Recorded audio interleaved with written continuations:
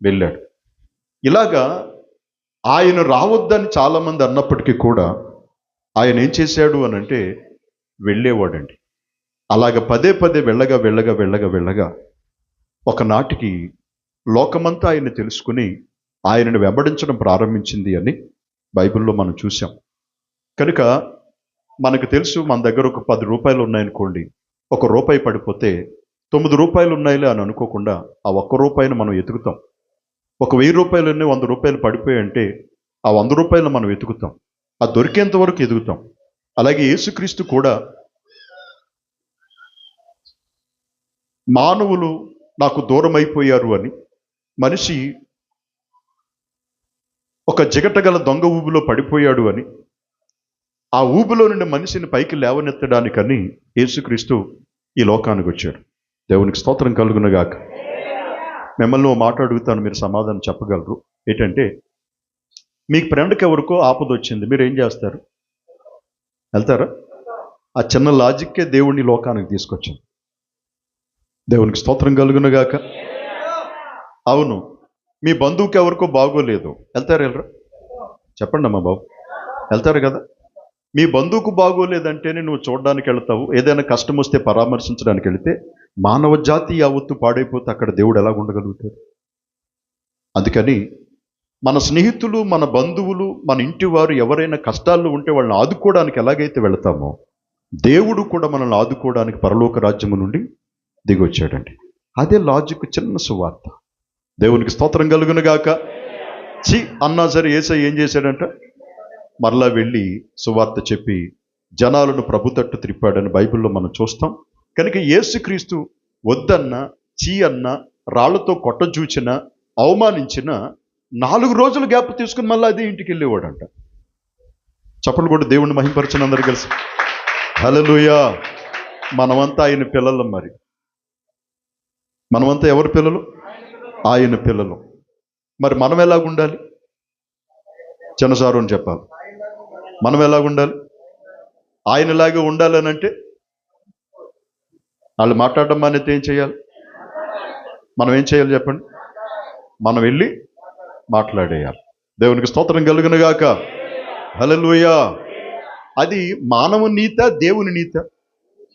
అది మానవుడు బోధించిందా, దేవుని బోధించిందా? కనుక నా దగ్గర నేర్చుకున్నట్లుగా మీరు బయట నేర్చుకోలేదని యేసయ్య అన్నాడు చోట. నేను నేర్పించినట్లుగా ఇంకెవడు మీకు నేర్పించడు అన్నాడండి. కనుక ఆ మహనీయుని యొక్క మాట మనం గమనిస్తే ఆశ్చర్యపోతాం. అందుకే బైబిల్ అంటాడు, మీ శత్రువును ద్వేషించమన్న మాట మీరు విన్నారు కదా, నేను మీతో చెప్పినదేమనగా మీ శత్రువుల కొరకు ప్రార్థన చెయ్యండి, వారిని ప్రేమించండి అన్నాడండి. యేసురక్తమే. హల్లెలూయా, హల్లెలూయా. యేసయ్య దగ్గర 2 కత్తులు ఉన్నాయి. 2 కత్తులు పేతురు దగ్గర ఉన్నాయి. 2 కత్తులు ఎవరి దగ్గర ఉన్నాయి? వినబడింది, వినబడలేదా? మీ దగ్గర ఎన్ని కత్తులు ఉన్నాయని అడిగాడు యేసయ్య. 2 కత్తులు ఉన్నాయన్నారు. యేసయ్యను పట్టుకోవడానికని వస్తే పేతురు ఏం చేశాడు తెలుసా? కంగారులో తొందరపడిపోయి ఏసేసాడు. ఏటు అవతల పక్కోడు చెవి తెగిపోయిందన్నమాట, కింద పడిపోయింది. యేసయ్య ఏమన్నాడు తెలుసా? కత్తి చేత పట్టినవాడు కత్తి చేతే పోతాడు అన్నాడు. అదేంటి ప్రభువా, 2 కత్తులు ఉన్నాయని అడిగింది నువ్వే కదా, ఇప్పుడు కత్తి ఉపయోగిస్తావంటే వద్దంటావేంటి అన్నట్లుగా ఆశ్చర్యంగా చూశాడు. మిమ్మల్ని అడుగుతున్నాను ఒక మాట, అదేంటి అనంటే, మంగళవారం కానీ లక్షవారం కానీ కొంతమంది యానం నుంచి చిన్నబొడ్డు, పెద్దబొడ్డు, చిన్నవలసలు ఈ ప్రాంతాల నుంచి సాగర్ గారి చర్చికి లేదా మట్లపాలెం మాల్చమ్మ గారి గుడికి కాలినడకని వెళ్ళేటప్పుడు చెప్పులు లేకుండా వెళ్తారు. వాళ్ళకి చెప్పులు ఉన్నాయా లేదా? ఉన్నాయా లేదా చెప్పులు? బండ్లు ఉన్నాయా లేదా? బండ్లు ఉన్నాయా లేదా? సైకిళ్ళు ఉన్నాయా లేదా? కార్లు ఉన్నాయా లేదా? మాట్లాడలేదు ఎవరు. కొంచెం వెనక నుంచి వాయిస్ రాకపోతే నాకు నీరసం వచ్చేస్తుంది. యానం సంఘం కూడా అలాగే అయింది. పొద్దుట జిడ్డుకు పట్టిన జిడ్డులాగా ఉంది యానం సంఘం. నిద్ర మొఖాల్లాగా ఉన్నారు. కోపం వచ్చేసింది. వాళ్ళు ఈ మాటలు అవి వినాలాళ్ళు.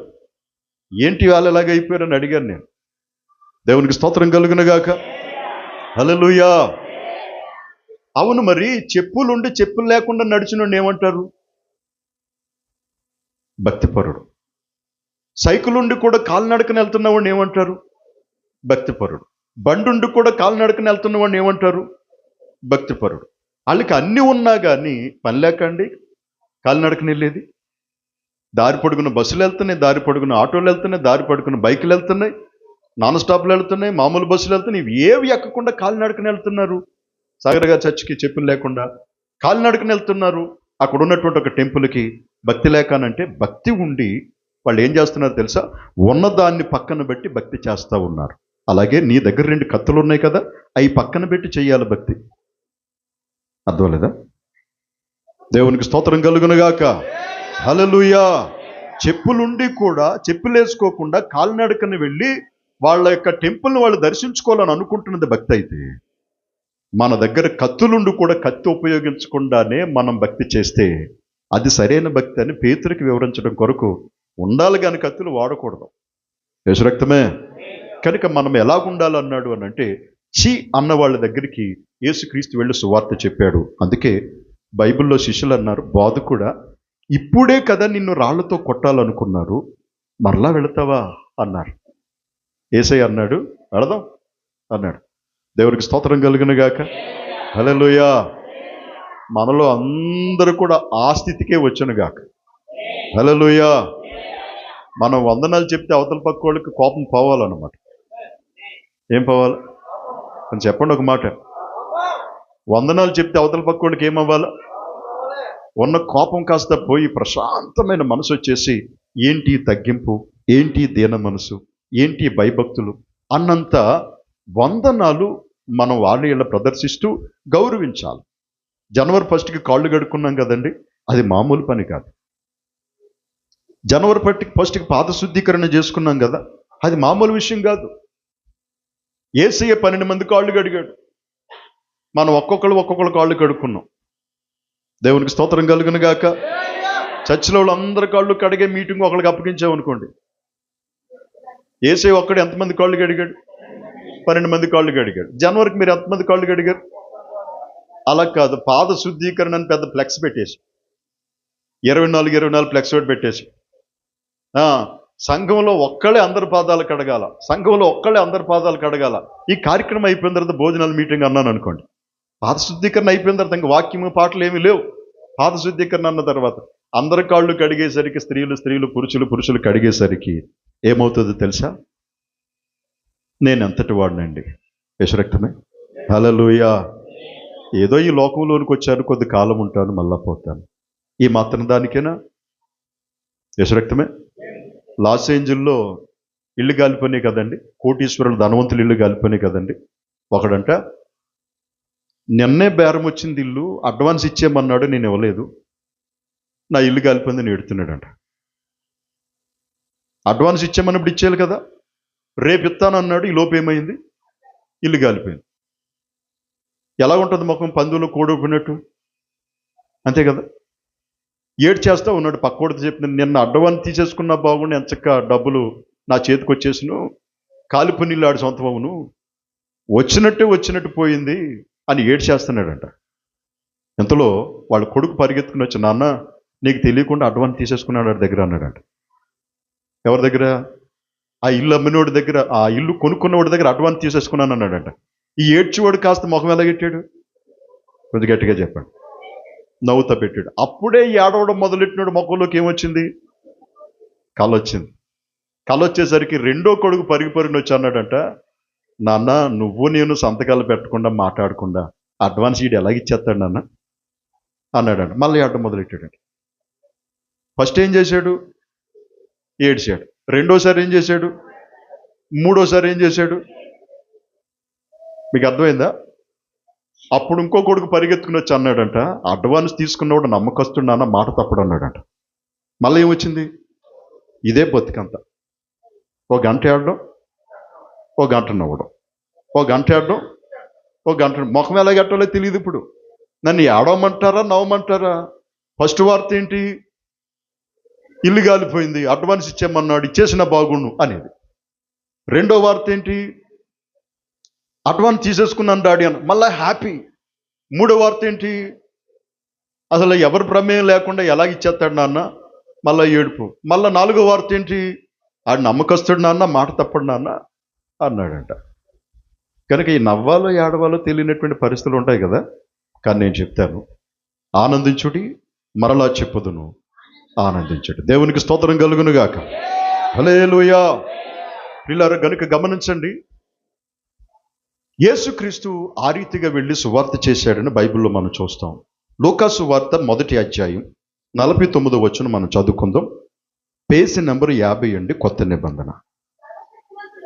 వినండి. సర్వశక్తిమంతుడు నాకు గొప్ప కార్యములు చేసెను గనుక ఇది మొదలుకొని అన్ని తరముల వారును నన్ను ధన్యురాలని అందురు. చాలండి. చదువుకున్న వాక్య భాగంలో ఈ మాట అన్నటువంటి స్త్రీ మరియమ్మ, యేసుక్రీస్తు యొక్క తల్లి.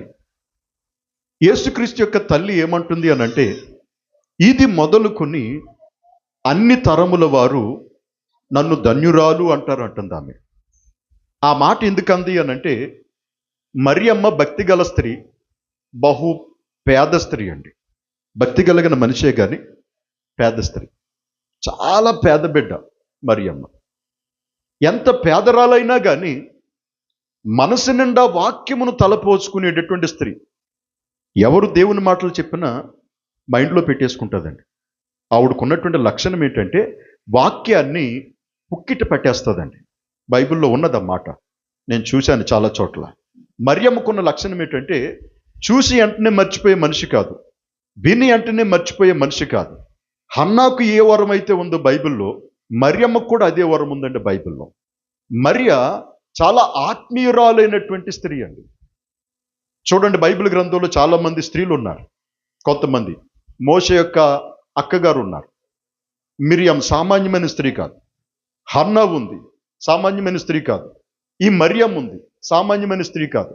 చూడడానికి పైకి వాళ్ళు ఎలా కనబడ్డారంటే సాధారణమైనటువంటి స్త్రీలా కనబడతారు. శ్రద్ధగా మీరు గమనించండి. మరియమ్మను గనుక మీరు చూస్తే ఆమె వస్త్రధారణ కానీ లేకపోతే ఆమె యొక్క విధానం కానీ మనం చూస్తే చాలా పేద బిడ్డగానే కనిపిస్తుంది. చాలా పేద బిడ్డగానే కనిపిస్తుంది మరియమ్మ. కానీ ఆమెలో ఉన్నటువంటి వాక్యమును బట్టి గమనిస్తే చేతులెత్తి దండం పెట్టాలనిపిస్తుందండి. అంత వాక్య జ్ఞానము మరియమ్మకు ఉంది. దేవునికి స్తోత్రం కలుగునుగాక. హల్లెలూయా. చాలా మంది పండితులు అలాగే ఉంటారండి. చూడండి, స్వామీజీలు అప్పుడప్పుడు అలాగే వెళ్తుంటారా? వాళ్ళు ఒంటి మీద మనకులాంటి వస్త్రాలు ఉంటాయా? మంచి జీన్ ప్యాంట్ వేసి, మంచి షర్ట్ వేసి, షూ వేసి, ఇన్సర్ట్ చేసి, మంచి కలజోడెట్టి ఇలాగ వస్తారా వాళ్ళు? వాళ్ళు ఎలాంటి బట్టలు వేసుకుని వస్తారు? సామాన్యమైన బట్టలు వేసుకుని వస్తారండి. వాళ్ళ దగ్గర ఎక్కువ జ్ఞానం ఉంటుందా? బూటు సూటు వేసి, టక్అప్ చేసి, టైఅప్ పెట్టేసి, కలజోడు పెట్టేసి నీట్గా ఉన్నట్లు కనబడుతుంది. మన దగ్గర ఎక్కువ జ్ఞానం ఉంటుందా? ఒక మాట అర్థమయ్యేలా చెప్పాలి నాకు. నిజమా అబద్ధమా? కొంచెం గట్టిగా చెప్పండి అమ్మా. నిజం ఆడుతున్నారా అబద్ధం ఆడుతున్నారా? ఎవరి దగ్గర? సాధువుల్లాగా ఉన్నటువంటి కొంతమంది నిజమైన సాధువులు ఉంటారు, చూశారు? వాళ్ళ దగ్గర మహాజ్ఞానం ఉంటుంది. కానీ వాళ్ళు చూడడానికి ఎలాగుంటారంటే ముతక బట్టేసి సాధారణమైనటువంటి బట్టలు వేసుకుని ఏదో బ్రతుకు జీవుడు అన్నట్లుగా ఇంటింటికి వెళ్ళి అడుక్కున్న వాళ్ళు ఇలా కనబడతారు. కానీ వాళ్ళ రూపానికైతే తక్కువగా కనబడతారు, కానీ జ్ఞానానికైతే మనల్ని మించిన వారండి. మనమేమో దేవుని బిడ్డలరా రూపానికి బాగా కనబడతాం, కానీ జ్ఞానం మన దగ్గర తక్కువగా ఉంటుందండి. ఆధ్యాత్మికమైన జ్ఞానం సుమ, లోక సంబంధమైన జ్ఞానం కోసం మాట్లాడట్లేదు. లోక సంబంధమైన జ్ఞానం అయితే మన దగ్గర, లోకస్తుల దగ్గర కూడా ఎక్కువగానే ఉంటుంది. దేవునికి స్తోత్రం కలుగునుగాక. హల్లెలూయా. మరియమ్మ విషయానికి వచ్చేసరికి అలాంటి స్త్రీయే. కానీ ఆకాశం అందున్నటువంటి దేవుడు ఈ లోకానికి రావాలి అని అనుకున్నప్పుడు, మనలందరినీ ఆదుకోవాలని, మనలందరినీ కాపాడాలని, మనలందరినీ మోక్షానికి తీసుకుని వెళ్ళాలని అనుకున్నప్పుడు ఆయన ఈ భూమి మీద చూచాడంటండి. చూచాడు. ఎలాగ నరులందరినీ పరిశీలన చేయగా మరియమ్మ మీద ఆయన కనుదృష్టి పడ్డది. అప్పుడు మరియ దగ్గరకు తన సముఖంలో ఉన్న దేవదూతను పంపించి ఈ వార్తంతా చెప్పాడు. మరియ దానికి ఫస్ట్ ఆశ్చర్యపోయింది. తర్వాత ఏం చేసిందంటే, నీ దాసురాలకు నువ్వు చెప్పినట్లుగా జరుగునుగాక అని అంగీకరించింది. అంగీకరించి ఏమంటుందంటే, సర్వశక్తిమంతుడు నాకు గొప్ప కార్యాలు చేశాడు అంది.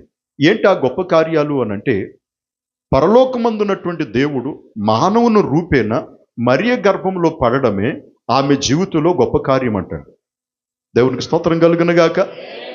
అందుకని ఆవిడ ఏమంది అనంటే, ఇది మొదలుకొని అన్ని తరముల వారు నన్ను ధన్యురాలు అంటారు అని అందండి. ఇది మొదలుకొని అన్ని తరముల వారు నన్ను ధన్యురాలు అంటారు అని ఆమె అందండి. అయితే యేసయ్య ఏమన్నాడంటే, మరియమ్మ తనకు తాను చెప్పుకుందన్నమాట. ఏమని? నేను ధన్యురాలనని ప్రపంచమంతా చెప్తాదని మరియమ్మ అందండి. శ్రద్ధగా వినండి. మరి యేసయ్య ఏమన్నాడు? ధన్యురాలని మరియమ్మ తల్లే అంది. కానీ యేసయ్య ఏమన్నాడో చూడండి. ఈ మాట మీరు చదవండి ప్రియులారా. లూకాసు వార్త 19వ అధ్యాయము 48వ వాక్యాన్ని మనం చదువుకుందాం. లూకాసు వార్త 19 కాదండి, అది తర్వాత చదువురు కానీ ఈ మాట చూడండి దేవుని బిడ్డలారా. 11వ అధ్యాయము 28వ వాక్యాన్ని చదవండి.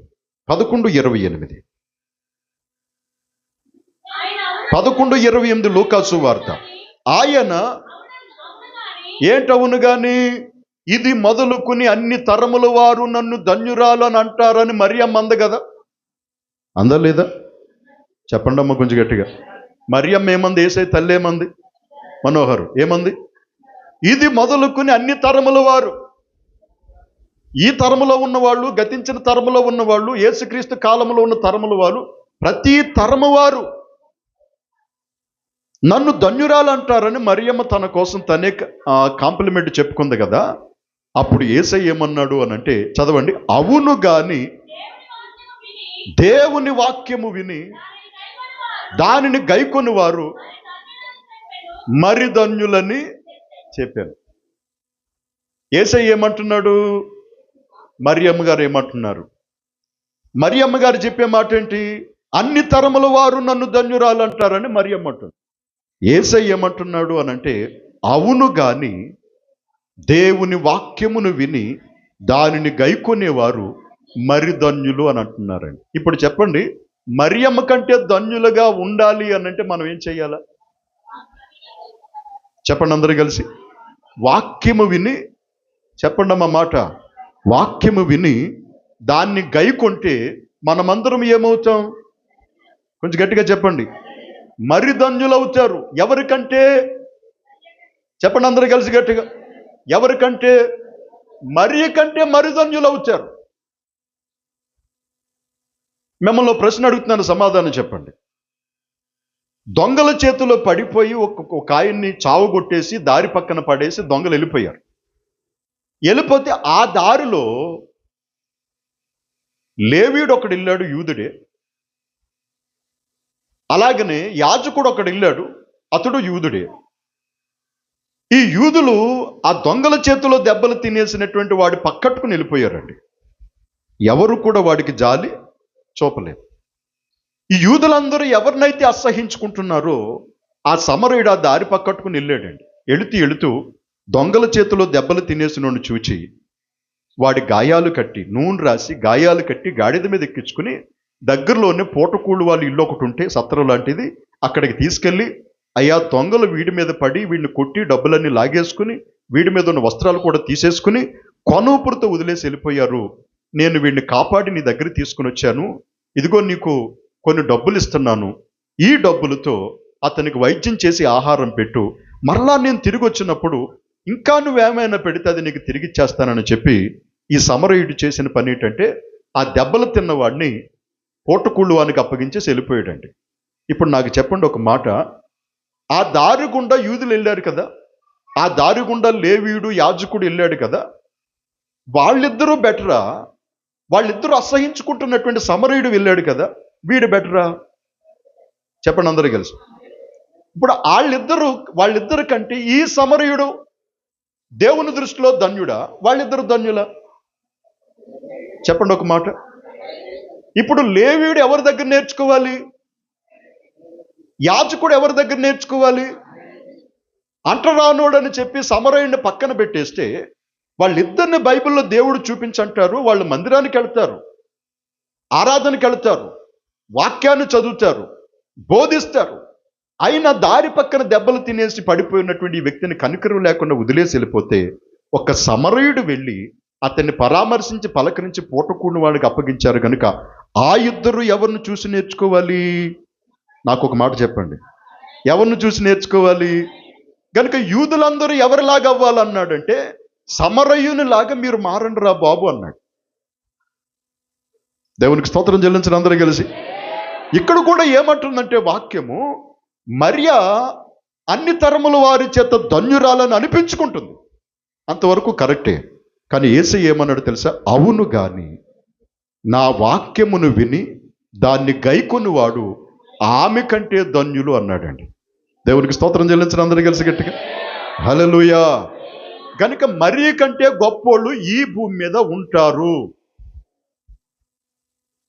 మరి కంటే ధన్యులు ఈ భూమి మీద ఉంటారండి. మరియమ్మ గారి విషయానికి వచ్చేసరికి మనుషులు ఆమెను అలా చేశారు కానీ, నా మాట అర్థమవుతుందా? మనుషులకి చేయడం చేతన, చేయడం చేత కదా. ఉప్మా చేయడం చేత కదమ్మా, ఉప్మా చేయడం చేత కదా, చేత కదా, చేతను కదమ్మా. నేను చెప్పేది ఉప్మా కోసమా? మరియమ్మని ఏం చేశారు? మరియమ్మని లోకంలో ఉన్న వాళ్ళు ఏం చేశారు అని అంటే, వాళ్ళు ఏది చేయాలో అది చేశారు.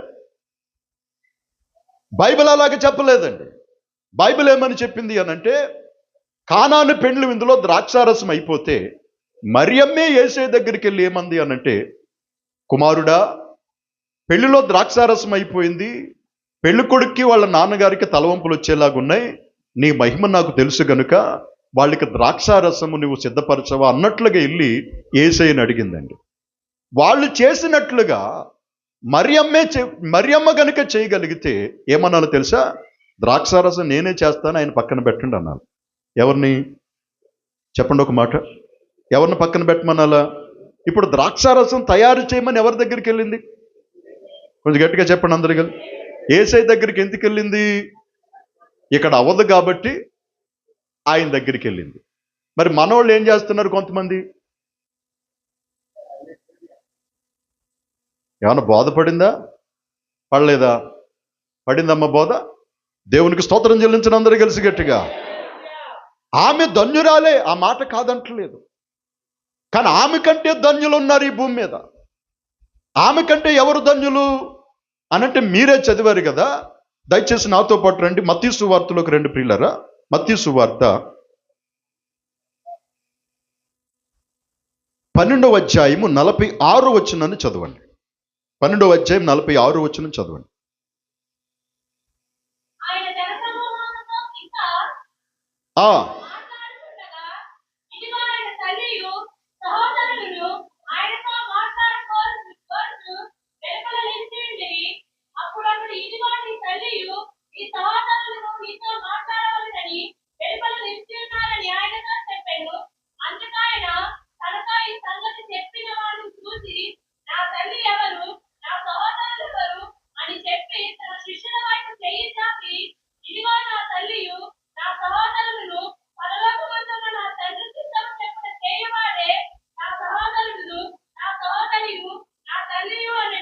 దేవునికి స్తోత్రం కలుగునుగాక.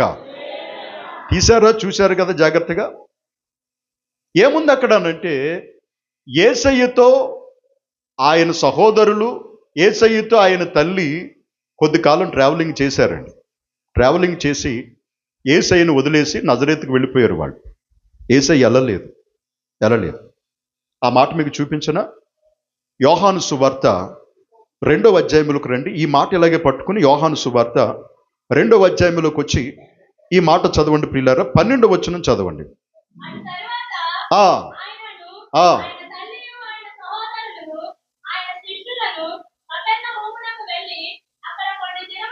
వినబడింది ఆ మాట. ఎవరెవరు కపెర్నహూముకి వెళ్ళారు అని అంటే, ఆయనయు, ఆయన తల్లియు, ఆయన సహోదరులను, ఆయన శిష్యులను కలిసి ప్రయాణం ఎక్కడికి వెళ్ళాలి వీళ్ళు? నిజానికి నజరేతుకి వెళ్ళాలి. యేసయ్య ఎక్కడ మకాం పెట్టాడంటే ఆయన కపెర్నహూములో పెట్టాడు. కనుక యేసయ్య ఎక్కడ కాపురం ఉన్నావు అని అంటే కపెర్నహూమును చూపించాడు యేసయ్య. నేను నజరేతును విడిచిపెట్టి కపెర్నహూమునికి వచ్చానని చెప్పి యేసయ్య తన తల్లిని, తన సహోదరిని, తన శిష్యుల్ని కలిపి ఎక్కడికి తీసుకెళ్ళాడంటే కపెర్నహూముకు తీసుకెళ్ళాడు. దేవునికి స్తోత్రం కలుగునుగాక.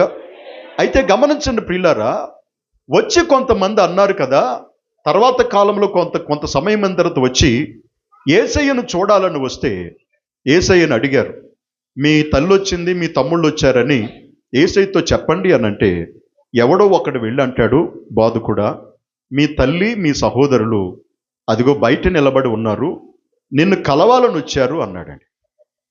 అప్పుడు వెనువెంటనే యేసయ్య ఏమన్నాడు తెలుసా? ఆ కబురు తెచ్చినోడితో అన్నారు, ఎవరు నా తల్లి, ఎవరు నా సహోదరులు, ఎవరు నా తల్లి, ఎవరు నా సహోదరులు అని ఇలాగ చెయ్యి చాపాడంటే, అక్కడ కూర్చున్న వాళ్ళ వైపు చెయ్యి చాపాడంట. చెయ్యి చాపి, పరలోకమందున్న నా తండ్రి చిత్త ప్రకారంగా చేస్తూ నా మాట విని నా వాక్య ప్రకారంగా నడుచుకుంటున్నటువంటి వీళ్ళే నా తల్లి, వీళ్ళే నా సహోదరులు అన్నాడంట. దేవునికి స్తోత్రం చెల్లించడం అందరూ కలిసి గట్టిగా హల్లెలూయా. అక్కడ యేసయ్య రెండు విషయాలు ప్రస్తావిస్తున్నాడు. అన్ని తరముల వారు నన్ను ధన్యురాలంటారని మరియమ్మ అంటుంది యేసయ్య తల్లి. యేసయ్య ఏమన్నాడంటే, నా వాక్య విని ఆ ప్రకారంగా గైకొనివాడు ఆమె కంటే ధన్యులు ధన్యురాలు అవుతారని ఏమన్నాడంటే, చెయ్యి చాపి, ఇదిగో నా వాక్య ప్రకారంగా వింటూ ఉన్నటువంటి వీళ్ళు, ఆ వాక్యమును గైకొని ఆ ప్రకారంగా చేస్తున్నటువంటి వీళ్ళు నా తల్లి నా సహోదరులు అని అన్నాడండి. ఇప్పుడు యేసయ్యకు మరియమ్మ కాకుండా ఇంకో తల్లి ఉంది, మరియమ్మ కాకుండా ఇంకో సహోదరులు ఉన్నారు. వాళ్ళు ఎవరు అనంటే కూర్చున్నటువంటి మనమే. చెప్పండి కూడా దేవునికి స్తోత్రం చెల్లించడం అందరూ కలిసి గట్టి హల్లెలూయా. గట్టిగా చెప్తాం అందరూ కలిసి హల్లెలూయా. అందుకే బైబిల్ గ్రంథంలో రాస్తున్నటువంటి యెషయా గ్రంథంలోనికి వచ్చి చిన్న మాట మీరు చదవండి. యెషయా గ్రంథంలో 9వ అధ్యాయములో 6వ వచనం మనం చదువుకుంటే, యాలై అనగా అక్కడ ఏకవచనం ఉందా బహువచనం ఉందా? ఏకవచనం ఉందా బహువచనం ఉందా?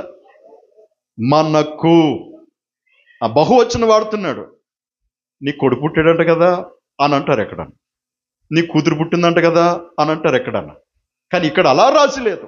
ఎలాగుందో తెలుసా? యాలై అనగా మనకు శిశువు పుట్టెను, తర్వాత మనకు కుమారుడు అనుగ్రహింపబడును. చెప్పలు కూడా దేవునికి స్తోత్రం చెల్లించడం అందరూ కలిసి గట్టిగా హల్లెలూయా. యాలై అనగా మనకు శిశువు పుట్టెను, యాలై అనగా మనకు కుమారుడు అనుగ్రహించబడునని వాక్యం ఎందుకు చెప్తుంది అని అంటే, దేవుని బిడ్డలారా, ఆయన అంటాడు కదా, నా వాక్యమిని ఆ ప్రకారంగా నడుచుకుంటున్నటువంటి వారే నాకు తల్లి అవుతారు, వారే నాకు సహోదరులు అవుతారని యేసయ్య అని ఏమన్నాడంటే, మరియ కంటే ధన్యులయ్యే అవకాశాలు ఉన్నాయి అన్నాడండి. కనుక మరియమ్మ మహాధన్యురాలు. కానీ అపోస్తలుడైన పౌలు ఎవరండి? యేసయ్యకు మరియమ్మకు పేగు బంధం ఉంది. అపోస్తలుడైన పౌలు గారు యేసయ్య కొరకు ప్రాణం పెట్టడానికి ఏ బంధం ఉందండి? ఎన్నిసార్లు దెబ్బలు తిన్నాడు ఆయన? ఎన్నిసార్లు రాళ్లతో కొట్టబడ్డాడు ఆయన? ఎన్నిసార్లు కొరడా దెబ్బలు తిన్నాడు ఆయన? జాగ్రత్తగా మీరు గమనించండి.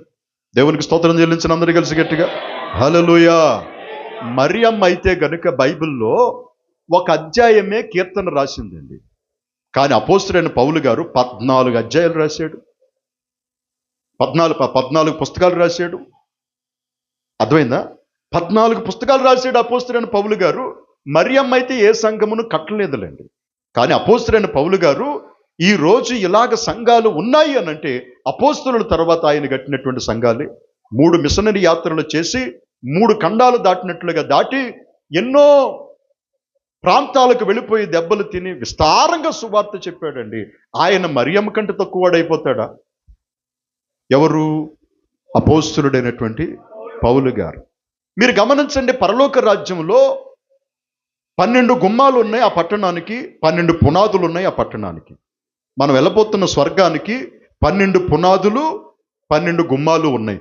12 గుమ్మాల మీదేమో యాకోబు 12 మంది కొడుకుల పేర్లు రాసున్నాయి. 12 పునాదుల మీదేమో యేసయ్య 12 మంది అపోస్తుల పేర్లు రాసున్నాయి. మరియమ్మ గారు ఎక్కడండి? మాట్లాడట్లేదు. కొంచెం గట్టిగా చెప్పండి అమ్మా. సైడ్ ఎఫెక్ట్స్ వచ్చేస్తున్నాయి కొంతమందికి, అందుకే ఈ మాట చెప్తున్నా. ఏ ఎఫెక్ట్స్? మాకు రామ్ తెలివితేటలకు వస్తున్నాయి.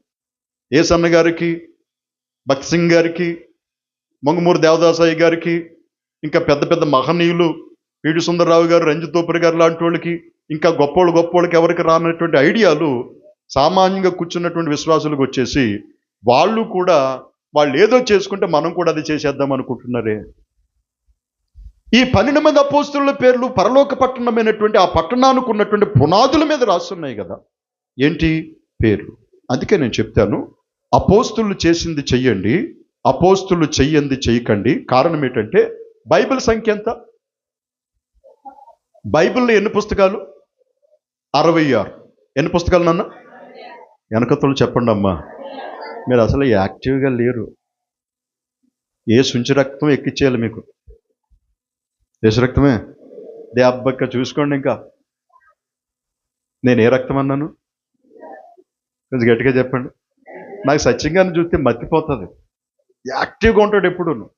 వెస్లీ కూడా యాక్టివ్గా ఉంటాడు, అబ్రహం కూడా యాక్టివ్గా ఉంటాడు. వాళ్ళని చూస్తూ ఉంటే నాకు వాళ్ళకిలాగా నేను ఎంతకుంటలో పోయాను రా బాబు అని అనిపిస్తుంది. నిజం, యశురక్తమే. నేను నిజం చెప్తున్నానండి బాబు, యశురక్తమే. దేవునికి స్తోత్రం కలుగును గాక. హల్లెలూయా. ఈ యాక్టివ్గా ఉన్న వాళ్ళ మనసుల్లో మాటలు ఉండవండి. మనసులో ఉండదు మాట. నిత్యము మంచి హుషారుగా ఉండేవాడు మనసులో ఏమి ఉంచుకోడు. అర్థమైంది? అర్థం కలదు. మాట్లాడండి బాబు. ప్రసాద్ లాంటి నాకు లాంటి వాడు అని అనుకోండి, ఉప్పు తక్కువ తిన్నవాళ్ళు లాగా నీరసంగా ఉంటారు. అదిగో మా అక్క లాంటి వాళ్ళు, హర్షిత, సృజన, చలో మా అక్క అలా కాదులేండి. ఉన్నారు కొంతమంది, ఇగో లూది అంతల్లాడు మాకు నీరసాలుగా ఉన్నట్టు మాకు ఎక్కించుకోవాలా? ఏది కాయలు ఎక్కించుకోవాలి, 3-4 రకాల సెలవులు ఎక్కించుకుంటేనే కానీ మాకు లాంటి వాళ్ళు కొంచెం ఉద్యమం రాదు. కానీ వీళ్ళు ఉన్నారు చూసారు, మంచి బొంగ రైల్లాగా, పప్పు రైల్లాగా భలే ఉంటారు. దేవునికి స్తోత్రం చెల్లించరు అందరూ కలిసి. అలా ఉండండి అమ్మా మీరు అందరూ కూడా. చెప్పలు కూడా దేవునికి స్తోత్రం చెల్లించరు అందరూ కలిసి. 2 చేతులు పైకి చెప్దాం అందరూ కలిసి. హల్లెలూయా.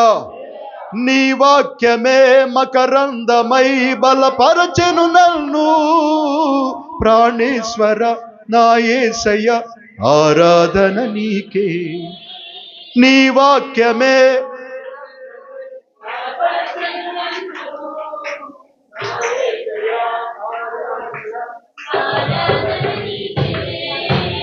ఆరాధన నీకే. నీ వాక్యమే మకరందమై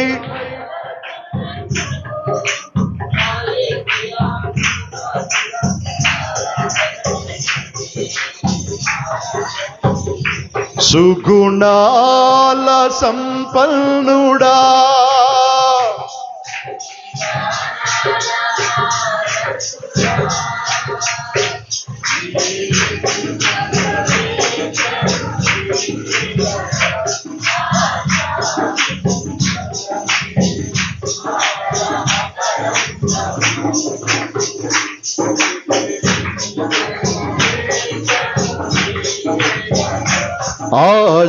ఆస్వాదింతును నీ మాటల, ఆస్వాదింతును నీ మాటల. దేవునికి స్తోత్రం కలుగునుగాక. హల్లెలూయా. ఏంటది అక్కడ? నీ వాక్యమే మకరందమై బలపరచెను నన్ను, ఆస్వాదింతును నీ మాటల. అది దేవుని వాక్యము, దేవుని మాటలు విని దానిని గైకొని వారు మరియ కంటే మరిధన్యులు. చెప్పలు కూడా దేవునికి స్తోత్రం చెల్లించరు అందరూ కలిసి. నువ్వు ఎక్కడికి వెళ్ళాల్సిన అవసరం లేదు. నువ్వు ఎక్కలేనటువంటి ఎత్తైన స్థలాలకు వెళ్ళాల్సినటువంటి అవసరం లేదు. నీకంటే ఎక్కువగా ఊహించుకోవాల్సినటువంటి అవసరం కూడా లేదు. ఏ కారణమును బట్టి అని ఆలోచన చేస్తే మరియ కంటే ఎక్కువగా దేవుని వాక్యాన్ని తీసుకుని, మరియ కంటే ఎక్కువగా దేవుని వాక్యాన్ని నువ్వు పాటించి, దేవుని కొరకు నువ్వు సువార్త చేస్తూ దేవుని కొరకు నువ్వు ప్రయాసపడినట్లయితే దేవుడు మరియ కంటే మరిధన్యురాలుగా చేసేటటువంటి అవకాశాలు మనకున్నాయి. హల్లెలూయా. హల్లెలూయా. పెద్ద కేకేసింది వేసే వాక్యం చెప్తా ఉంటావు కాబడ, మామూలుగా లేదు కేక. ఆయన వాక్యం చెప్తా ఉన్నప్పుడు దెయ్యం పట్టుకున్నట్లు కేకేయకపోతే, సహజంగా ఏసే వాక్యం చెప్పినప్పుడు దెయ్యాలు పట్టుకున్న వాళ్ళు కేకలేసేవారు. చదివించమన్న మాట బైబిల్లో. ఈయన వాక్యం చెప్తా ఉంటే సర్వోన్నతుడైన దేవుని కుమారుడా నీవు దేవుని పరిశుద్ధుడు అంటుంది. ఏసై అన్నాడు నోర్మై అన్నాడు. ఎందుకని? ఏం చెప్తున్నాడు ఇక్కడ? వాక్యం చెప్తా ఉంటే మధ్యలో లేచి ఏది కేకేసింది? దెయ్యం కేకేసింది. యేసయ్య అన్నాడు, ఓరకుండుము, నీకు నాకేదో ఉందనుకుంటారు అన్నాడు. ఎవరెవరికి అర్థమైంది? అర్థం కాలేదా? ఇప్పుడు ఎవరో ఫుల్గా మందేసి వచ్చిన కాయనట్టు, అయ్యగారు బాగున్నారా, రాత్రి కలిసి మళ్ళీ ఇప్పుడు కలవలేదు అన్నాడు అనుకోండి. అప్పుడు విన్న వాళ్ళందరూ ఏమనుకుంటారు? అయ్యి బాబా రాత్రి కలిసేటంట, ఇప్పుడు చూస్తే ఇలా పరిశుద్ధిలాగా ఉన్నాడు అని అనుకోరా? కనుక యేసయ్య ఏమన్నాడు తెలుసా? ఊరకుండు, మళ్ళీ ఇద్దరికి ఏదో అనుకుంటారు. నువ్వు వాడిని అట్టేసుకోవడం, నేను పోగొట్టేది, ఇదంతా నాటకం అనుకుంటారు. సైలెంట్గా ఉండరా? ఎవరిని సైలెంట్గా ఉండమన్నాడు? కొంచెం గట్టిగా చెప్పండి. మనమైతే ఏం చేస్తాం? జుట్టెట్టుకో. నీ పేరేంటి, నీ ఊరేంటి, నీ అడ్రస్ ఏంటి, ఎందుకు ఇవన్నీ అంటే పిల్లనిద్దామని. ఎవరికి పిల్లనిద్దామని? కొంచెం గట్టిగా చెప్పండి అమ్మా బా. ఎవరికి? దానికి వీళ్ళు కూతుర్నిస్తాడు. ఎవరు కూతుర్నిస్తాడు? దెయ్యాలు నిజం చెప్తాయమ్మా. నిజం చెప్పిందని నీకు ఎలా తెలుస్తుంది? ఎలా తెలుస్తుంది నిజం చెప్పిందని? అసలు ఎప్పుడన్నాడు నిజం చెప్పాడా? ఒక్క యేసయ్య దగ్గర తప్ప ఎక్కడ పేరు చెప్పలేదాడు. మనం మట్టుకు యేసయ్య కంటే గొప్పోళ్ళలాగా నీ పేరేంటి అని అంటే, నా పేరు ఫలానా అన్నాడు అనుకో. ఆహా అలాగా అని అంటావా? అలాగంటావా? ఆయన నిజం చెప్పాడు అబద్ధం చెప్పాడు మనకి ఎక్కడ తెలుసండి. దేవునికి స్తోత్రం కలిగిన గాక. చెప్పండి కూడా దేవునికి స్తోత్రం చెల్లిద్దాం అందరూ కలిసి. హల్లెలూయా. కానీ యేసయ్య వాక్యం చెప్తే ఉంటాం మనిషి పెద్దగా కేకేసింది. ఆ కేక ఏమిటి అని అంటే, మీరు ఇందాక చదివారు కదా, చదవండి అన్నమాట. లూకా సువార్తలోనే చదివారు కదా, ఆ మత్తయి సువార్తలు చదివారు కదా, 12వ అధ్యాయంలోన మత్తయి సువార్తలో 12వ అధ్యాయంలో చదివారు కదా. 46 ఆయన జన సమూహములతో ఇంకను మాట్లాడుచుండగా, ఇదిగా ఆయన తల్లియు సహోదరులు ఆయనతో మాట్లాడగోరుచు వెలుపల నిలిచి ఉండిరి. అప్పుడొకడు, ఇదిగో నీ తల్లియు. ఇది కాదు, ఈ మాట కాదు. ఏ మాట అది? నిన్ను మోసినటువంటి స్థనములను ధన్యములైనవని చెప్పారు కదా, ఆ మాట అండి. 11వ అధ్యాయము 28, లూకా సువార్త 11:28 చదవండి అమ్మా. 11:28 ఏంటన్నమాట? అందుకాయన 27 ఆయన ఈ మాటలు చెప్పుచుండగా జనసమూహములో ఒక స్త్రీ ఆయనను చూచి, నిన్ను మోసిన గర్భమును నీవు కుడిచిన స్తనములను ధన్యములైనవని కేకలు వేసిందంటండి. పెద్ద సౌండ్ చేసి బిగ్గరగా కేకలే చెప్పిందంట. యేసయ్య అన్నాడు, నేను ఎవరి పాలు తాగాను, నేను ఎవరి గర్భంలో ఉన్నాను, ఆవిడ ధన్యురాలే గాని నా వాక్యంపిని ఆ ప్రకారంగా చేసేవాడు ఆమె కంటే ధన్యుడు అన్నాడండి. దేవునికి స్తోత్రం కలుగును గాక. హల్లెలూయా. మీరు యేసయ్య వాక్యం విని ఆయన చెప్పినట్లు చేయండి, ఏమవుతారో తెలుసా మీరు? పౌలు ఎలాంటి వాడండి, పేతురు ఎలాంటి వాడండి, యోహాను ఎలాంటి వాడండి, శిష్యులందరూ ఎలాంటి వాళ్ళండి? వాళ్ళ పేర్లు పరలోక పట్టణంలో పునాదుల మీద రాయబడ్డాయండి. అలాగనే 12 గోత్రాలు వాళ్ళ పేర్లు ద్వారబంధముల మీద రాయబడ్డాయండి. ఇంకెవరి పేర్లు ఎక్కడా రాయబడినట్లు రాసలేదు బైబిల్లో.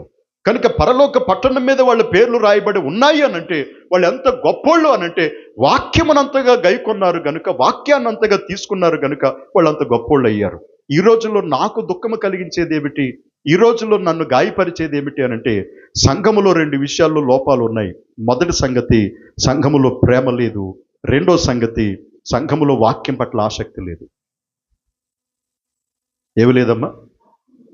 తెల్లారు పొద్దు నుంచి సాయంత్రం వరకు పిచ్చెక్కిపోవాలా. ప్రతిసారి నీకు వాక్యమే గుర్తు రావాలి తప్ప ఇంకేం గుర్తు రాకూడదు. తెల్లారు పొద్దున్న లేస్తే వాక్యం ఎన్నిసార్లు పదే గుర్తుకొస్తుందని నాకు అన్నవాళ్ళు చెయ్యొద్దండి. 1 ఎత్తవ నువ్వు టికటి టోక 90 చెప్పండి అమ్మా బాబు అని నువ్వు రావలేదు.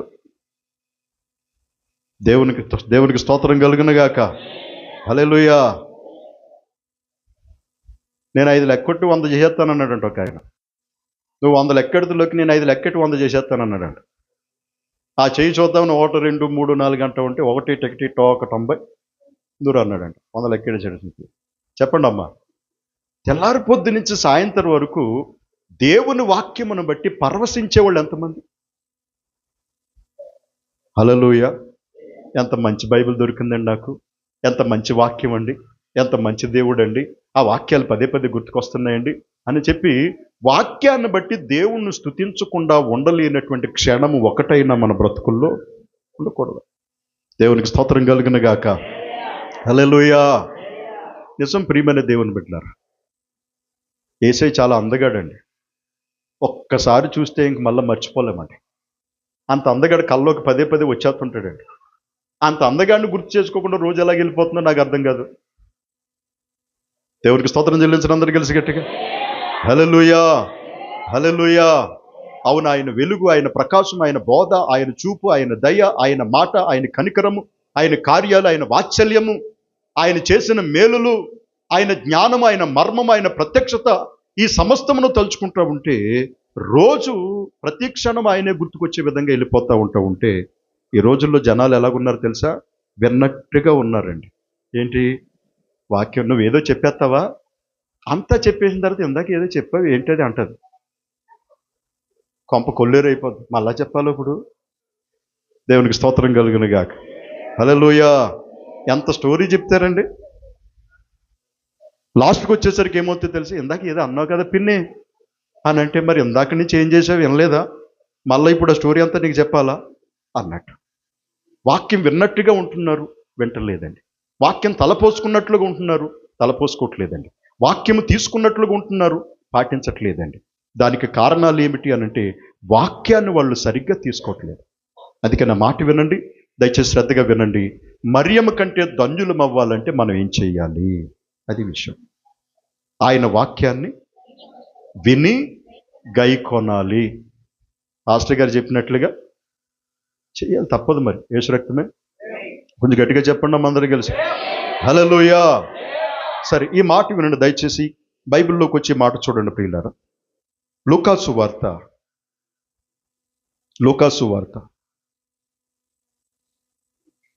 19వ అధ్యాయము 48. రాజు భలే చదివాడు, తగ్గిపోయాడు బాగా. పోవడానికి కదా మరి.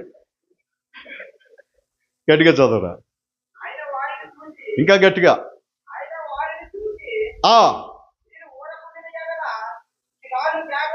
అది కాదు, 19:48.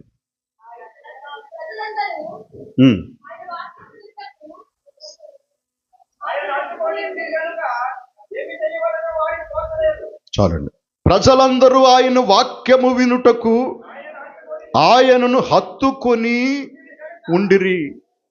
సమూయేలు గారు చూశారండి, వాక్యం వినడానికి ఏం చేశారంటే జనాలు. కొంచెం గట్టిగా చెప్పండి అమ్మా. హల్లెలూయా. నాకు ఏంటో తెలియదు కానీ ఒక్కొక్కసారి కౌగిలించుకుంటానండి జనాలు, కౌగిలించుకుంటాను. మీరు చూసారో లేదో, బాగా ముసలోళ్ళు కౌగిలించుకుంటాను, పురుషులను కౌగిలించుకుంటాను. ఎందుకో చెప్పను, నాకు ఇంతకాలాన్ని చెప్పాలని అనిపి చెప్తున్నాను అన్నమాట. నా మనసులో బాధ వాళ్ళతో చెప్పుకుంటే తగ్గుతుందా తగ్గదా? నా మాట అర్థమవుతుందా? తగ్గుతుందా తగ్గదా? నాకు ఏదైనా కష్టం వచ్చిందనుకోండి, ఆ కష్టాన్ని వెళ్ళి తమ్ముడు యేసురాజు ఇది ఇలాగా కష్టం వచ్చింది, ఇలా బాధ వచ్చిందని కూర్చుని 4 మాటలు చెప్పాను అనుకోండి, తేలికైపోద్ది. యేసు రక్తమే. ఆయన ఒక కప్పు కాఫీ ఇచ్చాడు అనుకోండి, అప్పుడు ప్రశాంతంగా తాగగలుగుతాను. నా కడుపులో నెట్టేసుకుని ఇంటికి వెళ్ళగానే కుర్చీ వేసో టీ ఇచ్చాడు అనుకోండి, ఏంటి యేసురాజు చెప్పనిచ్చాడు విషయం, కానీ అట్టుకొచ్చి ఏమి ఇచ్చేశాడు? సచిన్ గారు ఏమిచ్చేశారు? అట్టుకుని కాఫీ ఇచ్చాడు. నేను ప్రయాసపడి ఇంటికి వెళ్ళి మంచి ఫ్రెండ్ దొరికాడు బాబు, నాకు నా బాధ అంతా చెప్పుకుంటే నా బరువు అంతా దిగిపోద్దురా, కనుక వెళ్ళి ఓ మాట చెప్దామని వెళ్ళగానే అయ్యగారు ప్రెజలాడండి, అయ్యగారు కూర్చోండి అయ్యగారు అని కూర్చోబెట్టి టీ ఇచ్చేసాడండి. నేను టీ ఇసారంగా తాగుతాను. ఎందుకంటే లోపల ఏముండిపోయింది? దుఃఖం ఉండిపోయింది. కనుక ఇందాక అమ్మగారు సాక్ష్యం చెప్పారు కదా, మొన్న ఉతికేసిందో కావుడు నన్ను అట్టుకుని ఆ దుఃఖంలో చెప్పిందన్నమాట. ఇక వెసలి ఉన్నాడు, రికార్డ్ చేస్తే సరిపోయిన మైకులు వేస్తే ఇంకా సూపర్గా ఉన్నాం. దేవునికి స్తోత్రం కలుగును గాక. హల్లెలూయా. మీరు ఏ మాట అన్నా సరే నా దగ్గర నుంచి వస్తే తీసుకోండి. యేసు రక్తమే. అయితే శ్రద్ధగా వినండి. అక్కడ మీరు గమనిస్తే దేవుని బిడ్డలారా, యేసురాజు కాఫీ ఇచ్చాడు కానీ హృదయంలో ఉండిపోయింది కాబట్టి అంత అనిపించలా. అలా కాకుండా రెండయ్య గారు ఈ టైంలో వచ్చారేటండి, మీ బాధ అంతా కళ్ళలోంచి బయటకు వచ్చేస్తుందండి అయ్యగారు. కారం తిన్న వాళ్ళ కనబడుతున్నారు ఏంటండి అయ్యగారు ముఖం అదిని. లేదు చాలా బాధగా ఉంది అయ్యగారు, బయటకు వచ్చేస్తున్నాడు, కనబడుతుంది నీ దుఃఖం అంతా. రెండయ్య గారు కూర్చోండి, ఏదో జరిగింది మొత్తం మీద, అమ్మగారు ఏమైనా అన్నారేమో, విశ్వాసాలు ఏమైనా అన్నారేమో, రెండు కూర్చొని మాట్లాడదాం అని చెప్తే యేసురాజు భలే మాట. వాళ్ళు మిస్సెచ్ వచ్చి అందనుకోండి, అయ్యగారు ఏంటండి అలాగున్నారు, విసారంగా ఉన్నారు ఏంటండి అని అంటే సంథింగ్ ఏదో మాట్లాడిన తర్వాత అప్పుడు నా బాధ అంతా చెప్పేశానండి. మంచి చిటిక లాంటి సమాధానం చెప్పాడు యేసురాజు. ఎగిరిపోయింది బాధ అంతా. ఇప్పుడు అంటాను ఏమని, అమ్మాయి టీ పెట్టరు త్వరగా, ఏమంటాను చెప్పండి, మాట్లాడండి, ఏమంటాను చెప్పండి, మాట్లాడిన త్వర టీ పెట్టరానంటే వచ్చినోడేమో నీరసంగా వచ్చాడు, ఇప్పుడు చూస్తేనేమో ఏదో పిచ్చి పెట్టినోళ్ళలాగా టీ పట్టరండి, కాఫీ పట్టరండి అంటే ఏంటి అంటే హృదయంలో ఉన్న బాధ ఏమైపోయింది, తగ్గిపోయింది. ఎప్పుడన్నా మాట చెప్తున్నాను, మీ దగ్గరికి నేను వచ్చినప్పుడు మీ బాధలు మీరు చెప్పుకోండి, దేవునికి స్తోత్రం కలుగునుగాక. కొంచెం నన్ను కూడా మాట్లాడినే ఉండమ్మా, యేసు రక్తమే. వారు వన్ సైడ్ అయిపోకూడదు, నన్ను కూడా ఏం చేయాలా, కొంచెం మాట్లాడినిస్తే నాకు కూడా ఏం తగ్గుతుంది, మాట్లాడో కొంచెం తగ్గుతుంది, బాధ తగ్గుతుంది అండి. ఇప్పుడు చెప్పేశాను కదా, మనసులోదంతా చెప్పేశాను కదా, వచ్చినప్పుడు తాబేల్లోకి వచ్చి వెళ్ళేటప్పుడు మంచి జంకలాగా వెళ్ళిపోతాను ఇంటి దగ్గర నుంచి బయటికి. ఎందుకని దిగిపోయింది బాధ అంతా. అలాగే అప్పుడప్పుడు కొంతమందిని ఎందుకు కౌగిలించుకుంటానో చెప్పనా దేవుని బిడ్డలారా, అలా కౌగిలించుకున్నప్పుడు నాకు బరువు దిగినట్టు అనిపిస్తుంది అండి, అది విషయం. ఈసారి మీరు కౌగిలించుకోండి, ఆడవాళ్ళకి ఆడారు, యేసు రక్తమే. కౌగిలించుకుని ఎముకలు ఎర్రగొట్టేయకుండా కోపం మీద బాగా గట్టిగా కౌగిలించుకుంటే ఎముకలు ఇరిగిపోతాయి. ఎంతకాలానికి దొరికేవా నువ్వా, ఎప్పుడో తీర్చుకుందామన్న పగ అలా దాచుకుని ఉన్నాను, ఇప్పుడు దొరికావని పగలగొట్టేద్దామని కాదు. కానీ శ్రద్ధగా మీరు గమనించండి, మీరు ఎవరైనా బాధలో ఉన్నప్పుడు ఇంకో మనిషిని కౌగిలించుకొని చూడండి, మీకు నచ్చిన వాళ్ళని, నువ్వు చెప్పకుండానే ఆ బాధ దిగిపోద్ది. దేవునికి స్తోత్రం చెల్లించడం అందరూ కలిసి గట్టిగా. అందుకే మీరు గమనించారో లేదో, యేసు రక్తమే. హల్లెలూయా, హల్లెలూయా. కొంచెం గట్టిగా చెప్పండి అమ్మ. ఎల్లవయ్య అన్నట్టుగా చెప్పారు, అది అల్లులయ్య అంటారు, దాన్ని ఎల్లవయ్య అంటారా? చెప్దాం గట్టిగా, అందరు కలిసి గట్టిగా. చేతులు లేగలేదు, ఒకటి పని చేస్తే ఒకటి పని చేయట్లేదు. హల్లెలూయా, హల్లెలూయా. చాలా చాలా సంతోషం ప్రియులారా. కౌగిలించుకుంటే ఏం జరుగుతుంది అని అంటే బాధ తగ్గిపోతుంది. ఈ మాట ఎందుకు చెప్పాను తెలుసా, వాక్యం వినడానికంట వాళ్ళు ఏం చేశారు, కొంచెం గట్టిగా చెప్పండి అమ్మా, ఆయనను హత్తుకున్నారు. ఆయనను హత్తుకుని ఆయన్ని కౌగిలించుకుంటే ఇంకేమన్నానా, యేసు రక్తమే. యేసయ్యను కౌగిలించుకుంటే ఇంకేమన్నానా, యేసయ్య మీ ఇంటికి డైరెక్ట్ వచ్చేసారు, ఇంకా దా కూర్చో అంటావా, ఏమంటావు మరి, పిచ్చెక్కిపోతుంది నీకు. ఎప్పుడు రానటువంటి ఒక గొప్ప అతిథి ఇంటికి వచ్చాడు అన్నట్లు పిచ్చెక్కిపోతుంది. అవును ప్రియులారా, కనుక యేసుక్రీస్తు వాక్యం చెప్పడానికని వెళితే జనాలంటే ఆయన హత్తుకుని వాక్యం వినేవారంటండి. ఎలా వినేవారు, యోహాన్ అయితే నడువట్టేసుకునేవాడు అంట, గట్టిగా బైబిల్లో ఉంటుంది అన్నమాట, నడువట్టేసుకునేవాడు అంటండి. నా చిన్నప్పుడు ఉప్పాడు దాసు గారు వాక్యం వినడానికని వెళ్తే మైక్ పక్కన పెట్టి, ఉప్పాడు దాసుబాబు గారు, ఆ మాట వినబడేది కాదు ముసలాయన. ఆయన రెండు మాటలు చెప్తే ఉన్నవాడు, నమ్మేవాడుకు సొమ్ము, నమ్మకపోతే దుమ్ము. నేను చెప్పే మాటలు మీకు వినబడకపోయినా చస్తారు, వినకపోయినా చస్తారు అనేవాడు. నా మాట మీరు వినకపోయినా చస్తారు, మీకు వినబడకపోయినా చస్తారు అనేవారు. అందుకని జనాలు ఏం చేసేవారు తెలుసా,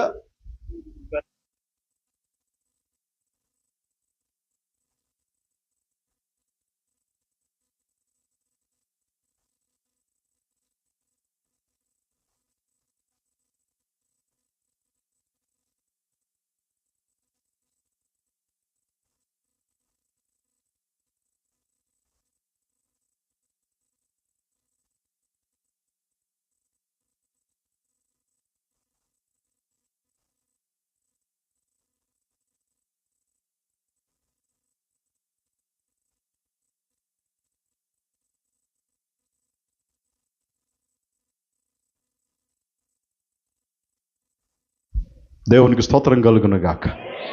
వాక్యం ఎలాగంటున్నారు తెలిసి ఈ రోజు నాడు ఫన్ అయిపోయింది. జనాలకి వాక్యం పట్ల ఏమాత్రం కూడా భయం లేదండి. నేను మీకు చూపించగలుగుతాను ఆ మాట బైబిల్ గ్రంథంలో. ఏముందో తెలుసా?